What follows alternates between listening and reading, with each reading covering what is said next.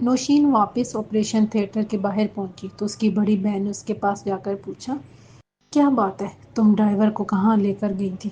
کوئی بات بتائی ہے اس نے؟ اس نے مجھے کوئی بات نہیں بتائی، بلکہ میں نے اس سے کچھ پوچھنے کی کوشش کی تھی۔ نوشین نے کہا، کیا پوچھا تم نے؟ اس نے متحیر نظروں سے اس کی طرف دیکھا۔ میں نے اس سے پوچھا کہ تمہیں خراج تک نہیں ہے، کہیں تم نے تو ڈیڈ کو اس حال تک نہیں پہنچایا۔ نوشین نے کہا، وہ ڈرائیور ہمارے ڈیڈ کے ساتھ کئی سالوں سے، وہ ایسا کیوں کرے گا؟ اس کا کیا فائدہ ہے؟ وہ ہمارا نمک حلال ہے۔ نوشین کچھ توقف کے بعد بولی، خریدنے والے جب بولی لگاتے ہیں تو نمک حلالی کو اسی دہلیز پر لٹکا کر چلے جاتے ہیں۔ تم کہنا کیا چاہتی ہو؟ مجھے شک ہے ڈرائیور کو کاظم نے خرید لیا ہے اور اس نے جان بوجھ کر گاڑی کھمبے سے ٹکرا دی۔ گاڑی کا وہ حصہ کھمبے سے ٹکرایا ہے جس طرف ڈیڈ بیٹھے تھے۔ ڈرائیور کو خراج تک نہیں آئی۔ نوشین نے وضاحت کی۔ نوشین کی بات سن کر اس کی بہن سوچ میں پڑ گئی۔ اس دوران پولیس بھی آ گئی۔ پولیس کو جمیل احمد کے بڑے بیٹے نے بلایا تھا۔ نوشین کی بہن نے پولیس کی طرف دیکھتی ہوئی سرگوشی کی، تم ابھی پولیس سے کوئی ایسی بات نہ کرنا، ڈیڈ کو ہوش آ جائے پھر ان سے پوچھیں گے یہ حادثہ کیسے ہوا تھا۔ اگر ان کا بیان بھی وہی ہوا جو ڈرائیور نے بتایا ہے تو پھر ڈرائیور نمک حرام نہیں ہوگا۔ بہن کی بات سن کر نوشین نے اسبات میں سر ہلا دیا۔ جمیل احمد کی مرہم پٹی کر کے اسے اسپتال کے کمرے میں منتقل کر دیا گیا تھا۔ جب جمیل احمد کو ہوش آیا تو اس نے جو بیان دیا وہی تھا جو ڈرائیور نے دیا تھا۔ نوشین کے دل میں جو ابہام تھا وہ دور ہو گیا، لیکن اس شک نے اس کے دل میں جڑ پکڑ لی تھی کہ اس کے ڈیڈ کے ساتھ جو کچھ بھی ہوا ہے اس کے پیچھے کاظم کا ہاتھ ہے۔ نوشین کے شک کو اس وقت بھرپور تقویت ملی جب جمیل احمد نے نوشین کو بتایا، میں نے عامر کی کار ایک طرف کھڑی دیکھی تھی، مجھے حیرت ہوئی کہ اس کی کار یہاں کیا کر رہی ہے۔ اس کے بعد میرے ساتھ حادثہ پیش آ گیا۔ مجھے پورا یقین ہے کہ یہ کام کاظم کا ہے جو اس نے اپنے خاص آدمی عامر سے کروایا ہے۔ عامر اس کا پالتو گنڈا ہے۔ نوشین کو سن کر حیرت ہوئی اور اسے یاد آ گیا کہ جب عامر سے اس کی پہلی ملاقات ہوئی تھی، نوشین کا چہرہ غصے سے سرخ ہو گیا۔ اس نے اپنے دل میں کہا، کاظم کے پالتو گنڈے کو ایسا سبق سکھاؤں گی کہ ساری زندگی یاد رکھے گا۔ کاظم بہت خوش تھا کہ جمیل احمد کی میٹنگ غیر ملکی لوگوں سے نہیں ہوئی اور وہ انتظار کرنے کے بعد واپس چلے گئے۔ کاظم نے خصوصی طور پر عامر کی تعریف کی اور اسے شاباش دی۔ کاظم کا اگلا قدم نائمہ سے شادی کرنا تھا تاکہ وہ نوشین کو بتا سکے کہ اس نے دوبارہ گھر بسا لیا ہے اور اب اس کی جگہ نائمہ نے لے لی ہے۔ 2 دن میں کاظم کی حالت بہتر ہو گئی تھی اور وہ اب پھر چل پھر سکتا تھا۔ اس نے فون کر کے گھر پر ہی مراد کو بلا لیا۔ کاظم اسے اپنے مخصوص کمرے میں لے گیا۔ وہ خوشگوار لہجے میں بات کرتا رہا، پھر اصل موضوع کی طرف آتے ہوئے بولا، میں نے ایک فیصلہ کیا ہے، میں چاہتا ہوں آئندہ مجھے جو بھی مٹیریل درکار ہوگا اسے صرف تم میری کمپنی کو سپلائی کرو گے۔ مراد یہ سنتے خوش ہو گیا۔ میں نے ایک بار پہلے بھی یہ تجویز آپ کو دی تھی، مجھے یاد ہے یہ تجویز تم نے مجھے دی تھی، لیکن ہمارے ساتھ ایک عرصے سے لال اینڈ کمپنی بھی کام کر رہی ہے۔ اب بھی اس کمپنی سے مجھے کوئی شکایت نہیں ہے، لیکن میں چاہتا ہوں کہ اب ایک ہی کمپنی سے کام لیا جائے۔ اگر تم یہ ذمہ داری بخوبی نبھا سکو اور ہمیں کسی پریشانی کا سامنا نہ کرنا پڑے تو تم سے بات ہو سکتی ہے۔ میں آپ کو کسی بھی طرح کی کوئی پریشانی نہیں ہونے دوں گا، میں آپ کی ہر ڈیمانڈ پوری کروں گا اور آپ کے بزنس میں کوئی رکاوٹ بھی نہیں آئے گی۔ مراد نے جلدی سے کہا، اگر تم ایسا کر سکتے ہو تو پھر آفس آ کر ایک ایگریمنٹ سائن کر دینا۔ کاظم بولا، میں ایگریمنٹ سائن کر دوں گا، بس اب کام میرے ساتھ ہوگا۔ لال اینڈ کمپنی سے ایک پائی کا کام نہیں لیں گے، مراد نے پرجوش لہجے میں کہا، تمہارے ساتھ جب ایگریمنٹ ہو جائے گا تو پھر کوئی کمپنی ہمارے ساتھ کام نہیں کرے گی۔ کاظم نے کہا، پھر چند لمحے بعد بولا، تمہاری بھتیجی نائمہ کیا کر رہی ہے آج کل؟ اس نے کیا کرنا ہے، گھر میں ہی ہوتی ہے، آپ نے اسے بلایا ہی نہیں۔ مراد نے جواب دیا، میں نے اس کے لیے کچھ اور سوچا ہے، اگر تم کوشش کرو تو اس کے لیے بہت اچھا ہو سکتا ہے۔ کاظم نے کہا، آپ حکم کریں، میں اس کے اچھے مستقبل کے لیے کچھ بھی کرنے کو تیار ہوں۔ مراد مزید اس کی طرف متوجہ ہو گیا۔ کاظم اس کی طرف دیکھتے ہوئے بلا تامل بولا، نائمہ کا حال اور مستقبل سنور جائے گا، میں نائمہ سے شادی کرنا چاہتا ہوں۔ کاظم نے جو بات اچانک کہی اس نے مراد کو دم بخود کر دیا۔ وہ کاظم کی طرف دیکھتے کا دیکھتا رہ گیا۔ وہ تو آنکھ جھپکنا بھی بھول گیا تھا۔ اس نے نائمہ کی جائیداد ہتھیانے کے لیے اس کی شادی اپنے بیٹے کے ساتھ کرنے کی سوچی تھی، لیکن کاظم نے یہ بات کہہ کر اسے ششدر کر دیا تھا۔ کیا بات ہے، میری بات سن کر تم حیران پریشان ہو گئے؟ مراد کو پریشان دیکھ کر کاظم نے اس سے پوچھا، آپ نے بات ہی ایسی کہہ دی ہے۔ مراد بولا، میں نے کوئی ایسی عجیب بات تو نہیں کی، سادہ اور سیدھے الفاظ میں کہا ہے میں نائمہ سے شادی کرنا چاہتا ہوں، کاظم نے کہا۔ مراد سوچ میں پڑ گیا، سمجھ میں نہیں آ رہا ہے کہ میں کیا جواب دوں۔ تم جو کہنا چاہتے ہو وہ کھل کے کہو، صاف بول دو، کوئی بات مت چھپاؤ، کاظم نے کہا۔ مراد نے سوچا اگر اس نے اس وقت اپنے دل کی بات نہ کی تو پھر معاملہ بگڑ جائے گا۔ اس کا کاظم کے ساتھ کاروبار بھی ہونے جا رہا تھا، چنانچہ اس نے بتایا دراصل بات یہ ہے کہ میں نائمہ کو اپنی بہو بنانا چاہتا تھا، کسی کے سوچنے پر کوئی پابندی نہیں، لیکن اب تم اپنی سوچ تبدیل کرو، ہم ایک ساتھ اچھا کاروبار بھی کرنے والے ہیں جس کے نتیجے میں ہر ماہ اچھا خاصا منافع بھی ملنے والا ہے۔ وہ سب ٹھیک ہے، مراد نے اٹکتے ہوئے لہجے میں الفاظ ادا کیے۔ کاظم کو لگا مراد کے دل میں کوئی اور بات بھی ہے، اس نے وہ بات جاننے کے لیے اس کے قریب ہوتے ہوئے کہا تمہارے دل میں اگر کوئی اور بات بھی ہے تو وہ بھی مجھے بتا دو، ممکن ہے میں تمہاری بات پوری کر دوں۔ مراد نے ایک بار پھر سوچا، اسے نائمہ سے زیادہ اس کی جائیداد سے دلچسپی تھی، وہ اپنے بیٹے کی شادی تو کہیں بگاڑ دے گا، یہ سوچ کر اس نے اپنے دل کی بات کہی۔ نائمہ کے والد کی چھوڑی ہوئی کچھ جائیداد ہے۔ کاظم نے اس کی بات مکمل نہیں ہونے دی اور جلدی سے بولا میں سمجھ گیا تم کیا کہنا چاہتے ہو، تم نائمہ کی شادی مجھ سے کرا دو، اس کی جائیداد ہے وہ تمہاری ہوگی، وہ میں تمہارے نام کرا دوں گا۔ یہ سنتے ہی مراد خوش ہو گیا، وہ بولا اگر ایسا ہو جائے تو مجھے کوئی اعتراض نہیں، میں نائمہ کی ماں سے بات کروں گا، مگر ایک بات پوچھنا چاہتا ہوں۔ پوچھو، کیا پوچھنا چاہتے ہیں؟ اب تو پہلے سے شادی شدہ ہے، ہم دونوں کے دلوں میں اختلاف نے جگہ بنا لی ہے، اسی لیے وہ معاملہ ختم ہی سمجھو۔ کاظم نے لاپرواہی سے کہا کیا وہ آپ کے ساتھ اس گھر میں نہیں رہ رہی ہیں؟ وہ اس گھر میں اب کبھی نہیں آئیں گی، اس گھر کی مالکن نائمہ بنے گی، کاظم نے کہا۔ میں آپ کی شادی نائمہ سے کرا دوں گا، اس کی ساری جائیداد میری ہوگی، لیکن آپ نائمہ کی ماں سے اپنی پہلی شادی کا تذکرہ نہیں کہیں گے، وہ ساری جائیداد تمہاری ہوگی، تم نے جو کرنا چاہو، جس طرح سے بات کرنی ہے کرو، ایک ہفتے کے اندر میری شادی نائمہ سے ہو جانی چاہیے، کاظم نے متانت سے کہا، اور مراد نے اس بات میں سر ہلاتے ہوئے اپنے چہرے پر مسکراہٹ عیاں کر دی۔ مراد نے نائمہ کی ماں سے کاظم اور نائمہ کی شادی کی بات کی تو وہ متحیر ہو کر اس کا چہرہ دیکھتی رہ گئی۔ مراد بات کرنے کے بعد اپنی نظریں دائیں بائیں گھمانے لگا، اسے لگ رہا تھا کہ اب شاید نائمہ کی ماں اس پر غصہ ہوگی۔ یہ تم کیا کہہ رہے ہو؟ میں کاظم صاحب کے ساتھ ایک عرصے سے کام کر رہا ہوں، میں انہیں بہت اچھی طرح جانتا ہوں، ان کا بہت بڑا کاروبار ہے، بہت شاندار بنگلہ ہے، نائمہ وہاں خوش رہے گی، اور سب سے بڑی بات یہ ہے کہ کاظم صاحب کے آفس میں نائمہ نے چند دن کام کیا تھا، کاظم صاحب کو نائمہ پسند آ گئی تھی، اسی لیے انہوں نے نائمہ کو آفس میں آنے سے منع کر دیا تھا۔ دراصل ان کا ارادہ اس سے شادی کرنے کا تھا، اب انہوں نے مناسب وقت دیکھ کر مجھ سے بات کر لی ہے، مراد نے تفصیل بتائی۔ نائمہ کی ماں سنتی رہی، نائمہ کی شادی تو کرنی تھی، شہریار کا بھی کوئی پتہ نہیں تھا، وہ کہاں ہے؟ نائمہ اس کے انتظار میں اپنی زندگی تباہ نہیں کر سکتی تھی۔ میں نائمہ سے بات کروں گی، نائمہ کی ماں نے کہا۔ آپ یہ بات جلدی کر لیجیے گا، اچھا رشتہ ہے، ہماری نائمہ بہت خوش رہے گی، مراد یہ کہہ کر اٹھ گیا۔ نائمہ کی ماں نے اسی وقت نائمہ کو اپنے پاس بلایا اور بولا تمہارے لیے ایک رشتہ آیا ہے۔ نائمہ نے چونک کر اپنی ماں کی طرف دیکھا اور کہا میرے لیے رشتہ آیا ہے؟ کون ہے وہ؟ تم نے جس آفس میں چند دن کام کیا تھا، اس کمپنی کا مالک تم سے شادی کرنا چاہتا ہے، ابھی مراد آیا تھا، اس نے بات کی ہے مجھ سے۔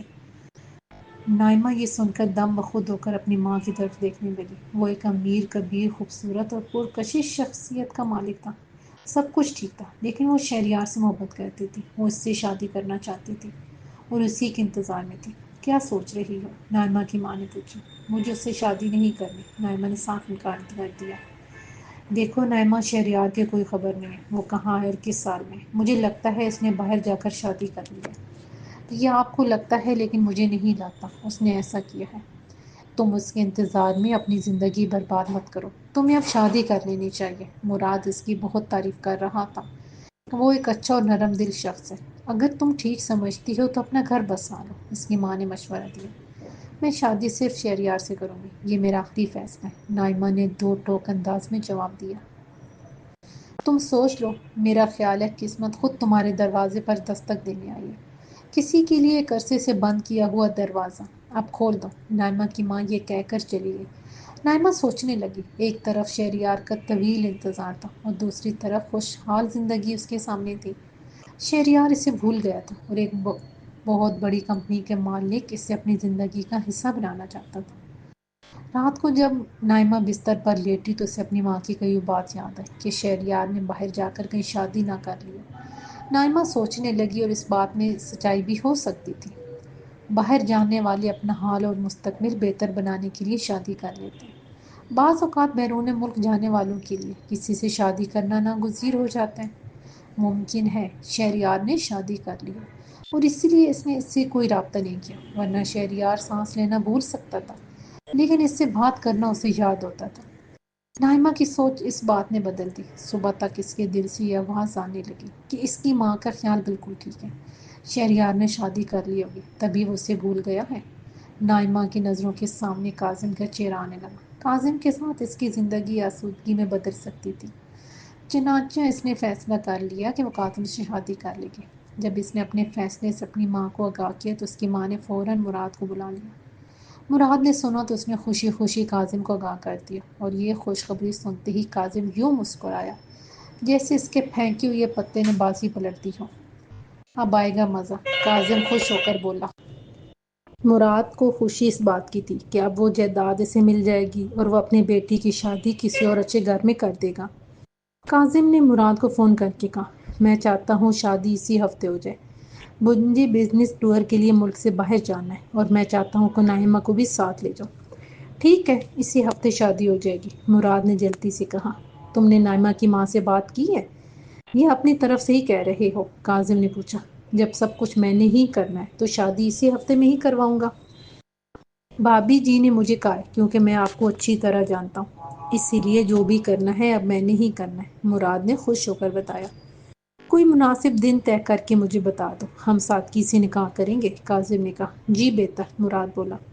مراد کو اپنی فکر تھی، اس نے نائمہ کی ماں سے نکاح کی بات کی اور ایک دن مقرر کرا دیا۔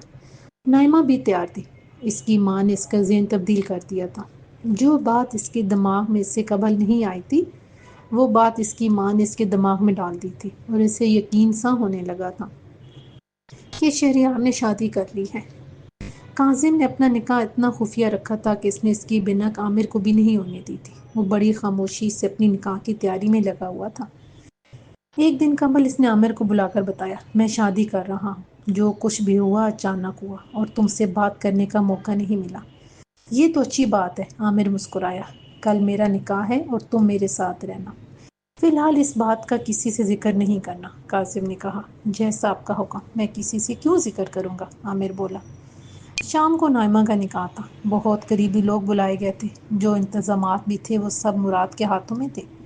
نکاح میں 1 گھنٹہ باقی تھا۔ نائمہ بیوٹی پارلر سے سج کر دلہن بنی بیٹھی تھی۔ مراد نے کسی کے کانوں کان بھی یہ خبر نہیں ہونے دی تھی کہ یہ کاظم کی دوسری شادی ہے، حالانکہ نائمہ کی ماں کی ملاقات کاظم سے ہوئی تھی اور وہ اس کے گھر بھی گئی تھی، مگر پہلی بیوی کا کہیں کوئی ذکر نہیں ہوا تھا۔ کاظم نے اپنے گھر سے نوشین کی ہر چیز غائب کرا دی تھی۔ اس نے اپنی اور نوشین کی شادی کی تصویریں بھی اسٹور میں رکھوا دی تھی اور ان کے اوپر ایسا سامان رکھ دیا تھا جس سے وہ تصویریں نظروں سے اوجھل ہو گئی تھی۔ کاظم نے ایک کام اور کیا تھا، اس نے اپنے گھر کے نوکر بدل لیے تھے، ان کی جگہ وہ نیا نوکر لے آیا تھا۔ وہ نوکر کاظم کی پچھلی زندگی کے بارے میں بالکل نہیں جانتے تھے۔ کاظم جانتا تھا کہ جو بات وہ چھپا رہا ہے وہ زیادہ دن چھپ نہیں سکتی، کیونکہ اب بھی نوشین اس کے نکاح میں تھی۔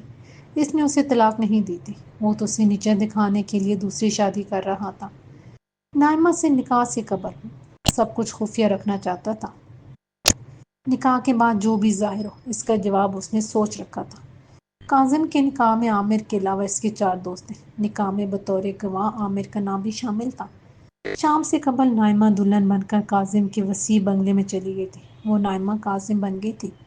کشادہ بیڈ روم کو دیکھ کر نائمہ اسے دیکھتی رہ گئی تھی۔ کاظم نے اس بیڈ روم میں نوشین کی ایک نشانی بھی نہیں چھوڑی تھی۔ نائمہ اس بیڈ روم میں دلہن بنی بیٹھی تھی اور اوپر کی منزل کے ایک کمرے میں کاظم اپنے ہاتھ میں اپنا موبائل فون لیے بیٹھا تھا۔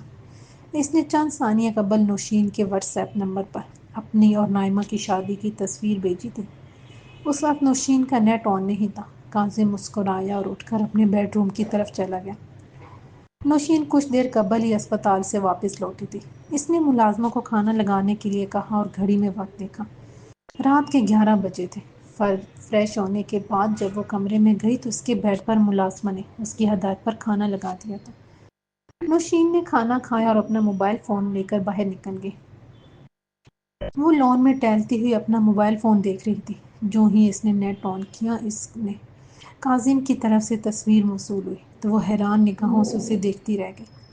اسے یقین نہیں آ رہا تھا کہ کاظم نے شادی کر لی ہے۔ جب اس نے لڑکی کی طرف غور سے دیکھا تو وہ سوچنے لگی کہ اس لڑکی کو اس نے اس سے قبل کہاں دیکھا تھا۔ سوچتے ہوئے اسے یاد آیا اس نے اس لڑکی کو کاظم کے آفس میں دیکھا تھا اور اسی کے کہنے پر کاظم نے اسے آفس آنے سے منع کیا تھا۔ اب کاظم نے اسی لڑکی سے شادی کر لی تھی۔ نوشین نے اگرچہ کاظم سے اپنا تعلق توڑ لیا تھا اور بات طلاق تک جا پہنچی تھی، لیکن اسے کاظم کی شادی کے بارے میں جان کر بہت دکھ ہوا تھا۔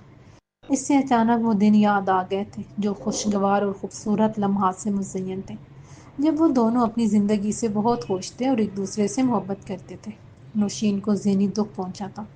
وہ مضطرب ہو گئی تھی۔ اس نے دکھ بھرے لہجے میں کہا، کاظم تم نے اچھا نہیں کیا۔ تم نے اپنی ضد اور انا کی وجہ سے اپنی زندگی برباد کر دی۔ تم اس پرانی بات کو نظر انداز بھی کر سکتے تھے اپنی خوشگوار حال زندگی کے لیے، ہماری محبت کے لیے، لیکن تم نے ایسا کرنے سے انکار کر دیا۔ تم نے بہت غلط کیا کاظم، بہت غلط کیا۔ نوشین کی آنکھوں سے آنسو نکل پڑے۔ وہ مضبوط لڑکی تھی لیکن اس وقت وہ دکھی تھی۔ کاظم نے اسے سخت مایوس کر دیا تھا۔ کچھ دیر آنسو بہانے کے بعد اس نے آنسو صاف کیے اور دل ہی دل میں بولی، کاظم تم میری خوشیوں کے دشمن ہو۔ تم نے اپنی انا کے پیروں تلے میری پرسکون زندگی کو روند کر مجھے کانٹوں کی طرف دھکیل دیا۔ اب میں تمہیں برباد کروں گی، میں تمہیں کسی کے قابل نہیں چھوڑوں گی۔ نوشین کے اندر یکا یک نفرت کا لو بڑک اٹھا۔ اس سے وہ وقت یاد آ گیا جب ایک دن کاظم نے اس کی طرف دیکھتے ہوئے پیار بھرے لہجے میں کہا تھا، نوشین مجھے ایک ڈر سا لگتا ہے، پتہ نہیں مجھے ایسا خیال کیوں آتا ہے اور میں پریشان ہو جاتا ہوں۔ کیسا ڈر ہے؟ نوشین نے اس سے پوچھا تھا۔ مجھے ڈر سا لگتا ہے کہیں تم مجھ سے دور نہ چلی جاؤ، کاظم نے بتایا تھا۔ اس کی بات سن کر نوشین ہنسی، تم کوئی رومانٹک ڈرامہ دیکھ کر آئے ہو جو ایسے ڈائلاگ بول رہے ہو؟ میں سچ کہہ رہا ہوں، اگر تم ایسے ڈائلاگ کہہ رہی ہو تو وہ بھی کسی ڈرامے کے۔ کاظم چڑھ کر بولا، ایسی باتیں ڈراموں اور فلموں میں ہوتی ہیں، حقیقت میں مجھے کبھی ایسی باتیں سنائی نہیں دی۔ تم میری بات کو مذاق سمجھ رہی ہو، یہ حقیقت ہے نوشین کہ میں تمہارے بغیر جینے کا تصور بھی نہیں کر سکتا، کاظم نے متانت سے کہا تھا۔ میں بھی سنجیدہ ہوں، تم فکر مت کرو، میں کہیں نہیں جاؤں گی، بلکہ ہم دونوں ہمیشہ ساتھ ساتھ رہیں گے۔ نوشین نے مسکرا کر کہا، تم مسکرا کیوں رہی ہو؟ مسکرانا منع ہے؟ اس سے صاف ظاہر ہے کہ تم میری بات کو سنجیدگی سے نہیں لے رہی ہو، کاظم نے کہا تھا۔ میں بہت سنجیدہ ہوں، یقین کرو انتہائی سنجیدہ، نوشین اپنی مسکراہٹ دباتے ہوئے بولی۔ نوشین اس بات کو یاد کرتی ہوئی سوچنے لگی کہ کاظم فریبی اور جھوٹا تھا۔ وہ یہ کہتا تھا کہ وہ اس کے بغیر جینے کا تصور بھی نہیں کر سکتا، لیکن اس نے شادی کرنے میں ذرا بھی دیر نہیں کی تھی۔ نوشین کو غصہ آنے لگا اور وہ اب کچھ کرنے کے لیے مضطرب تھی۔ نوشین نے غصے سے کہا، کاظم تم نے خسارے کا سودا کر لیا ہے، میں تمہیں برباد کر دوں گی۔ سورج طلوع ہو چکا تھا، دھوپ ہر سو پھیل گئی تھی۔ ریلوے اسٹیشن پر ٹرین رکی اور مسافر باہر نکلنے لگے۔ ان مسافروں میں ایک نوجوان کندھے پر بیگ لٹکائے اترا اور اس نے پہلے بائیں اور اس کے بعد دائیں جانب دیکھا۔ اس کے سر کے بال اور شیو بڑا ہوا تھا، آنکھوں میں سرخی تھی۔ اس نے جینز کے ساتھ شرٹ زیب تن کی تھی جو پینٹ کے اندر نہیں تھی۔ اوپر اس نے اچھے برانڈ کا کوٹ پہنا ہوا تھا۔ وہ باہر جانے کے لیے گیٹ کی طرف چل پڑا۔ اس کی ایک ٹانگ شاید ٹھیک نہیں تھی، وہ چلتے ہوئے لنگڑا رہا تھا۔ وہ ریلوے اسٹیشن سے باہر نکل کر ایک ٹیکسی والے کو اشارہ کیا۔ ٹیکسی اس کے پاس آئی تو اس میں بیٹھ گیا۔ ٹیکسی آگے بڑھ گئی۔ جاتے ہوئے وہ نوجوان دائیں بائیں دیکھ رہا تھا۔ کئی مہینوں کے بعد وہ اس شہر میں آیا تھا۔ اسے لگ رہا تھا جیسے شہر بدل گیا ہے۔ ٹیکسی ایک گھر کے سامنے رکی تو وہ کرایہ ادا کر کے باہر نکلا اور گھر کی طرف بڑھنے لگا۔ دروازے کے پاس جا کر اس نے جو ہی دروازے کو ہاتھ لگایا تو دروازہ کھلتا چلا گیا۔ وہ اندر چلا گیا۔ گھر کے اندر خاموشی تھی۔ وہ سین میں داخل ہوا تو سامنے تخت پوش پر ایک بوڑھی عورت بیٹھی تسبیح پڑھ رہی تھی۔ وہ نوجوان اس کے سامنے جا کر کھڑا ہو گیا۔ تسبیح پڑھتی جھکی آنکھیں رفتہ رفتہ اوپر اٹھنے لگی اور نوجوان کے چہرے پر جا کر ٹھہر گئی۔ پھر اس عورت کی جسم میں بے چینی ہونے لگی اور وہ ایک دم اٹھ کر بولی، شہریار تم آ گئے۔ اس کے ساتھ ہی وہ عورت شہریار سے لپٹ گئی۔ دونوں ماں بیٹا بہت دیر تک ایک دوسرے سے لپٹے آنسو بہاتے رہے۔ جب دونوں الگ ہوئے تو ماں نے اپنی بیٹی کی طرف دیکھتے ہوئے کہا، شہریار جب سے تم گئے کوئی خبر نہ کوئی رابطہ، کیا تمہیں یاد نہیں رہا تھا کہ پیچھے ماں کو چھوڑ کر آئے ہو؟ سب یاد تھا ماں، لیکن میں مجبور تھا۔ شہریار نے اپنا بیگ ایک طرف رکھ کر کہا۔ کیا مجبوری تھی؟ ماں نے سوال کیا۔ باہر تو چلا گیا تھا، لیکن لے جانے والے نے دھوکہ یہ کیا کہ کہیں کام نہیں دلوایا۔ بہت خواری ہوئی، رہنے کو چھت اور نہ واپس آنے کے لیے جیب میں پیسہ۔ رابطہ کرتا تو کہتا، جو کام ملتا کر لیتا۔ کوشش تھی کہ پیسے جمع ہو جائیں تو واپس چلا جاؤں، اور واپسی کا بندوبست کرتے اتنا وقت گزر گیا کہ جیسے ہی اس قابل ہوا آپ کے پاس آ گیا۔ تم نے پردیس میں کتنی تکلیف سہی میرے بچے، اور ادھر ہم تکلیف میں رہے۔ ماں پیار بھرے انداز میں بولی۔ اب میں آ گیا ہوں، اب ساری فکر ختم۔ ابا کہاں ہیں؟ شہریار نے پوچھا۔ وہ کام پر گئے ہیں، میں نہا لوں پھر کھانا کھاؤں گا۔ شہریار جانے لگا تو شہریار کی چال دیکھ کر ماں نے پوچھا، تم لگنا کر کیوں چل رہی ہو؟ چوٹ لگ گئی تھی، ٹھیک ہو جائے گی، تم فکر مت کرو۔ میں ابھی نہا کر آتا ہوں، تم نے جو سالن پکایا ہے وہ گرم کر دو۔ شہریار کہہ کر اپنے کمرے میں چلا گیا۔ اس کا کمرہ ویسا ہی تھا جیسا وہ چھوڑ کر گیا تھا۔ اس کی ماں روز کمرے کی صفائی کراتی تھی اور اس کی چیزوں کا خیال رکھتی تھی۔ شہریار نے اپنے کمرے میں پلنگ پر بیٹھ گیا۔ گزرتے وقت کی یادیں اس کی آنکھوں کے سامنے گھومنے لگی تھیں۔ وہ اس شہر سے اسی لیے گیا تھا کہ اس کے دوست نے کہا تھا، تم نے ہوائی جہاز کے ذریعے بیرون ملک روانہ ہونا ہے۔ جب وہ ٹرین سے اترا تو اس کے دوست، جس کا نام صابر تھا، اس سے لینے کے لیے وہاں موجود تھا۔ شہریار کو اسے دیکھ کر اطمینان ہوا کہ وہ ذمہ دار لڑکا ہے۔ اس کا یقین مزید پختہ ہو گیا تھا کہ وہ اسے بیرون ملک ضرور بھیجیں گے۔ صابر اسے ایک فلیٹ میں لے گیا جو زیادہ صاف ستھرا نہیں تھا۔ فلیٹ میں 3 کمرے تھے اور تینوں کمروں پر فرش پر گدے بچھے ہوئے تھے جو میلے تھے۔ ہر کمرے میں عجیب سی بو تھی اور سگریٹوں کے ٹوٹے پڑے ہوئے تھے۔ شہریار کا دل چاہا کہ وہ فوراً اس جگہ سے چلا جائے۔ اس کے عقب میں صابر کھڑا تھا۔ صابر بولا، تم یہاں آرام کرو، شام کو ملاقات ہوگی۔ یہاں کچھ اور لڑکی بھی رہتے ہیں، ان کا آنا جانا لگا رہے گا، تم ان کے ساتھ زیادہ بات نہ کرنا۔ میں یہاں رہوں گا؟ شہریار نے پوچھا۔ بس 1-2 دن تمہیں یہاں رہنا ہے، اس کے بعد تم ملک سے باہر چلے جاؤ گے۔ صابر بھائی، یہاں رہنا تو بہت مشکل ہے، کیسی بو آ رہی ہے اور گھٹن لگ گیا ہے، میرا دل چاہتا ہے کہ میں فوراً یہاں سے چلا جاؤں۔ شہریار نے ناک چڑھا کر کہا، تمہیں کہیں جانے کی ضرورت نہیں، کچھ دیر رکو گے تو یہی خوشبو لگنے لگے گی۔ صابر یہ کہہ کر ہنسا۔ مجھے تم کہیں اور لے چلو، میں یہاں نہیں رہ سکتا۔ کہیں اور میرے پاس جگہ نہیں، تمہیں یہیں رہنا ہوگا، بس 2 دن کی بات ہے۔ بات دل نخواستہ شہریار نے اپنا بیگ ایک طرف رکھ دیا۔ کسی گدے پر بیٹھنے کو اس کا دل نہیں چاہ رہا تھا۔ اس نے کمرے کی کھڑکی کھول دی، لیکن سامنے ایسی ہی بلڈنگ استادہ تھی۔ سامنے بھی کھڑکیاں دکھائی دے رہی تھیں، بیچ میں زیادہ چوڑی گلی نہیں تھی، ہوا کا کہیں سے گزر ممکن نہیں تھا۔ شہریار نے کھڑکی بند کر دی اور پیچھے ہٹ گیا۔ تم اتنے پریشان کیوں ہو دوست؟ ریلیکس ہو جاؤ، تم محسوس کرو گے یہاں سب ٹھیک ہے۔ میں کبھی ایسے گھٹن زدہ ماحول میں نہیں رہا، میرا دل گھبرا رہا ہے۔ شہریار نے بے چین ہو کر کہا۔ ابھی تم سفر کر کے آئے ہو، اس لیے بہتر ہوگا کہ نہ لو، صابر نے اسے تجویز دی۔ شہریار کا دل چاہ رہا تھا وہ فوراً باہر چلا جائے۔ صابر نے اس کی طرف دیکھ کر کہا، میں ایک کام سے جا رہا ہوں، شام تک واپس آؤں گا، تم کہیں مت جانا، یہیں رہنا۔ وہ تاکید کر کے فلیٹ سے باہر چلا گیا۔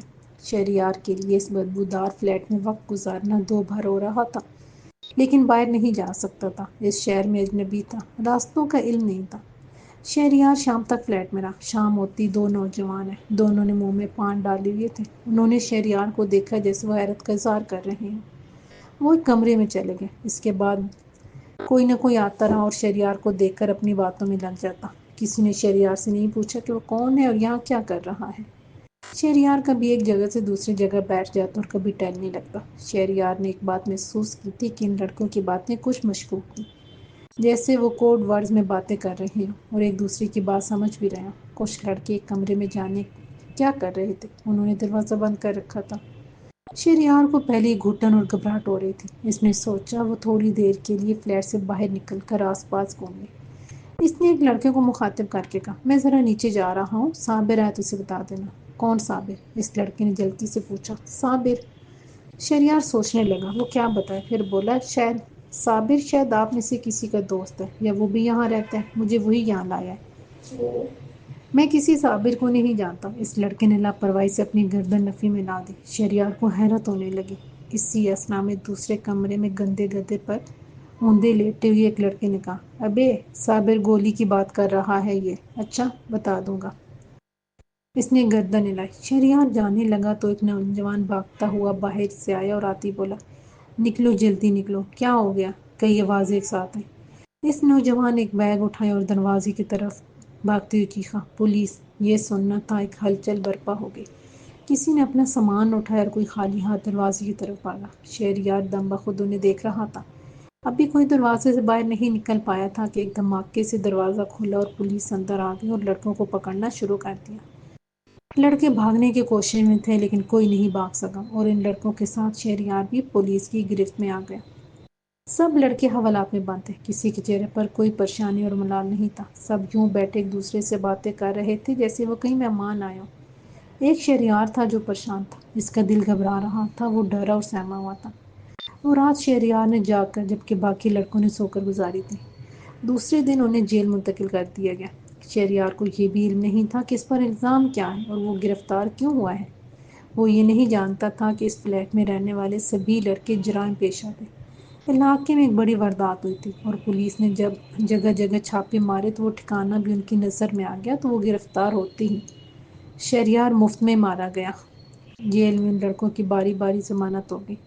جو لوگ ان کی پشت پناہی کرتے تھے وہ انہیں جیل میں نہیں چھوڑ سکتے تھے، چنانچہ وہ سب جیل سے باہر چلے گئے اور شہریار کے پیچھے کوئی نہیں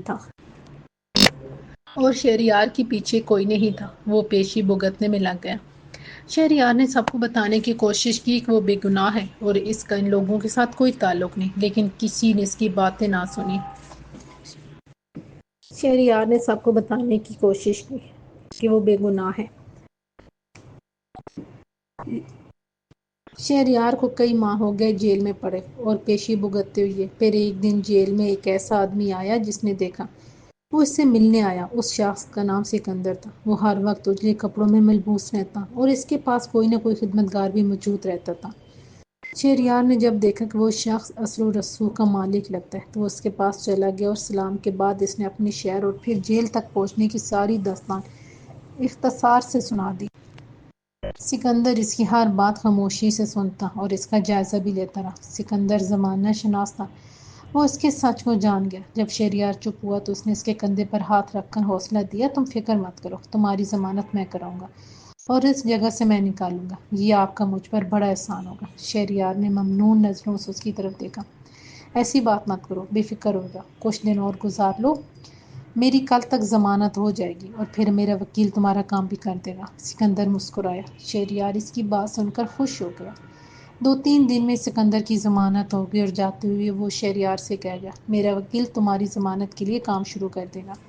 جیل سے رہا ہو جاؤ گے تو کچھ دن میرے پاس رہنا، چند پیشیوں کے بعد میرا وکیل وہ پیشیاں بھی ختم کرا دے گا، تب تک تم واپس جانا چاہو تو چلے جانا، میں اسی وقت واپس جاؤں گا جب آپ مجھے کہیں گے۔ شہریار نے جلدی سے گردن ہلا کر کہا۔ سکندر جیل سے چلا گیا اور اس کے وکیل نے شہریار کی ضمانت کی درخواست دے دی۔ چند دنوں میں شہریار کی ضمانت ہو گئی۔ جب وہ رہا ہوا تو ایک گاڑی اسے لینے کے لیے کھڑی تھی۔ وہ گاڑی سے ایک پوش علاقے کے بنگلے میں لے گئی۔ شہریار کو ایک کمرے میں بٹھایا گیا اور پھر اسے اوپر لے گئے۔ وہاں اسے نہانے اور کپڑے بدلنے کا کہہ کر ملازم باہر چلا گیا۔ شہریار اچھی طرح نہایا، شیو کیا اور نئے کپڑے پہن لیے جو وہاں پہلے سے موجود تھے۔ پھر شہریار کو بہترین کھانا کھلایا اور اس کے بعد وہ بستر پر لیٹتے ہی سو گیا۔ ایسی گہری اور پرسکون نیند آئی کہ شہریار جب اٹھا تو ہلکا پھلکا ہو چکا تھا۔ وقت معلوم کرنے کے لیے متلاشی نگاہوں سے دائیں بائیں دیکھا تو سامنے دیوار پر لگی گھڑی دکھائی دی جس میں 1 بج رہا تھا۔ شہریار نے سوچا، جب وہ یہاں آیا تھا تو شام کے 5 بجے تھے، اس کا مطلب ہے رات کا 1 بجے۔ وہ اٹھ کر کھڑکی کے پاس چلا گیا۔ اس نے پردہ ہٹا کر دیکھا تو دور تک اندھیرا چھایا ہوا تھا۔ وہ واپس بستر پر لیٹ گیا اور ایک بار پھر گہری نیند سو گیا۔ صبح جب اس کی آنکھ کھلی تو دن کے 9:30 بج گئے تھے۔ وہ نہا کر باہر نکلا تو ملازم ناشتے کی ٹرے میز پر رکھ رہا تھا۔ آپ ناشتہ کر لیں، آدھے گھنٹے کے بعد میں آؤں گا، سکندر صاحب نے آپ سے ملنا ہے۔ ٹھیک ہے، شہریار نے ٹرے کی طرف دیکھا۔ گرم چائے کے ساتھ پراٹھا، ابلے انڈے، ڈبل روٹی، جیم اور آملیٹ موجود تھا۔ شہریار کو ایک عرصے کے بعد کھانے کو کچھ اچھا ملا تھا۔ اس نے خوب مزے سے کھایا اور پلیٹیں صاف کر کے ایک طرف بیٹھ گیا۔ ٹھیک آدھے گھنٹے کے بعد ملازم شہریار کو اپنے ساتھ باہر لے گیا۔ نیچے ایک کشادہ کمرہ تھا۔ وہ شہریار کو اس کمرے میں بٹھا کر چلا گیا۔ 10 منٹ کے بعد سکندر اندر آیا تو وہ اٹھ کر ملا اور سکندر کے اشارہ کرنے پر شہریار اپنی جگہ بیٹھ گیا۔ اس کے سامنے اپنی مخصوص کرسی پر سکندر ٹانگ پر ٹانگ جما کر بیٹھ گیا۔ اب تم آزاد ہو، لیکن جب تک پیشی ہے تب تک تم کہیں نہیں جا سکتے۔ اگر تم مجھے بتائے بغیر جاننا چاہو گے تو تم تو چلے جاؤ گے، کیونکہ تمہارا ضامن میں ہوں، اس لیے میں پھنس جاؤں گا اور آئندہ میں کسی کے ساتھ نیکی کرنے سے پہلے 1000 بار سوچوں گا۔ سکندر نے اس کی طرف دیکھتی ہوئی کہا، میں ایسا کرنے کا سوچ بھی نہیں سکتا سر، شہریار نے جلدی سے کہا۔ اچھی بات تو یہی ہے، میں نے جو وعدہ کیا تھا وہ میں نے پورا کر دیا ہے۔ سکندر مسکرایا۔ یہ آپ کا مجھ پر بڑا احسان ہے۔ احسان والی کوئی بات نہیں، میرا ملازم کل تمہیں فارم ہاؤس لے جائے گا، تم مزے سے وہاں رہو، چند دن کی بات ہے، کیس ختم ہو جائے گا، تم واپس چلے جانا۔ سکندر نے کہا، جی بہتر، شہریار نے سعادت مندی سے سر جھکا کر کہا۔ سکندر اپنی جگہ سے اٹھا تو شہریار بھی کھڑا ہو گیا۔ سکندر اس کے قریب گیا اور بولا، میں کچھ دنوں کے لیے شہر سے باہر جا رہا ہوں، چند دن کے بعد ملاقات ہوگی، تم یہ اپنے پاس رکھ لو۔ سکندر نے اپنی جیب سے کچھ رقم نکال کر شہریار کی ہتھیلی پر رکھی اور ہتھیلی خود ہی بند کر دی۔ آپ سے ایک گزارش کرنی تھی۔ ہاں بولو۔ بہت عرصہ ہو گیا گھر فون نہیں کیا، سب پریشان ہوں گے، گھر ایک کال کرنا چاہتا ہوں، چند دن اور گزار لو، اب کال کرو گے تو بے چین ہو جاؤ گے، تم سے چند دن گزارنے مشکل ہو جائیں گے، کیس کلیئر ہوتے ہی تم سارا دن ان سے فون پر بات کرتے رہنا۔ سکندر نے جواب دیا۔ یہ بات بھی ٹھیک ہے۔ شہریار کی سمجھ میں بات آ گئی۔ سکندر نے ایک ملازم کو بلایا اور اسے حکم دیا کہ وہ شہریار کو فارم ہاؤس لے جائے۔ سکندر چلا گیا تو ملازم اسے اپنی گاڑی کی طرف لے چلا۔ بڑی اور قیمتی گاڑی تھی، شہریار اس کی برابر والی سیٹ پر بیٹھ گیا تھا۔ اس شخص نے اپنا نام نصیر بتایا تھا۔ گاڑی شہر سے نکل کر ایک تنگ سڑک پر اتر گئی۔ اس سڑک پر سامنے سے آنے والی گاڑی ایک ساتھ نہیں گزر سکتی تھی، اس کے لیے ضروری تھا کہ ایک گاڑی سڑک سے نیچے اتر کر رکے، تب دوسری گاڑی گزر سکتی تھی۔ اس سڑک کے دائیں بائیں فصلیں تھیں، آگے جا کر وہ سڑک کشادہ ہو گئی۔ نصیر نے کار ایک طرف روک لی، اس نے سامنے کی طرف دیکھا، پھر ڈیش بورڈ نکال کر ایک ریوالور نکال کر شہریار کی طرف بڑھا کر بولا، اسے اپنے پاس رکھ لو۔ اسے میں اپنے پاس کیوں رکھوں؟ شہریار نے پریشان ہو کر کہا، جو میں کہہ رہا ہوں وہ کرو، اسے اپنے پاس رکھ لو۔ ویسے کبھی تم نے ریوالور چلایا ہے؟ میں نے کبھی نہیں چلایا۔ اسے چلانا مشکل نہیں ہے، اسے سیدھا کر کے یہ گھوڑا دبا دینا ہے، گولی اپنا کام کر دے گی۔ یہاں ہمارے بہت دشمن ہیں، اس لیے اسے اپنے پاس رکھو اور جب میں کہوں تو اسے چلا دینا۔ نصیر نے کہہ کر اپنی گھڑی میں وقت دیکھا، اس کے چہرے سے لگ رہا تھا کہ کسی کا انتظار ہے۔ میں نے اسے کبھی نہیں چلایا، یہ مجھ سے نہیں چلے گا، جب سر پر پڑتی ہے تو سارے کام ہو جاتے ہیں، میرے ساتھ باہر نکلو۔ وہ کہہ کر باہر نکلا اور ہاتھ میں ریوالور پکڑے بادل نخواستہ شہریار بھی کار سے باہر نکل کر اس کے پاس کھڑا ہو گیا۔ شہریار کے چہرے پر ہوائیاں اڑ رہی تھیں۔ نصیر کی نظریں سامنے تھیں، اس نے شاید کسی کو آتا ہوا دیکھ لیا تھا۔ وہ شہریار کا بازو پکڑ کر اسے ایک درخت کے پیچھے لے گیا۔ یہاں چھپ کر کھڑے ہو جاؤ، جب میں اشارہ کروں تو میرے ساتھ کھڑے آدمی کا نشان نہ لے کر گولی چلا دینا، دیر مت کرنا۔ میں گولی نہیں چلا سکوں گا۔ اگر تم گولی نہیں چلا سکے تو مارے جاؤ گے، میں تو فائر کرتا ہوا بھاگ جاؤں گا، نصیر کہہ کر اپنی کار کے پاس چلا گیا۔ شہریار کبھی ریوالور کو دیکھتا اور کبھی نصیر کی طرف دیکھنے لگتا تھا۔ دھول اڑاتی ایک کار قریب آئی تو نصیر نے اسے ہاتھ کے اشارے سے روک لیا۔ نصیر اس کے پاس جا کر بولا، اچانک پیٹرول ختم ہو گیا ہے، کوئی مدد ہو سکتی ہے؟ اندر بیٹھے آدمی نے کار کی طرف دیکھا اور پوچھا، کیا مدد چاہتے ہو؟ کار رسے سے باندھ کر پیٹرول پمپ تک چھوڑ دیں، مہربانی ہوگی، نصیر نے درخواست کی۔ میرے پاس رسی نہیں ہے، اس نے کہا۔ 1 منٹ باہر آ جائیں، میرے پاس رسی ہے، نصیر جلدی سے بولا۔ تو وہ آدمی کار سے باہر نکل آیا۔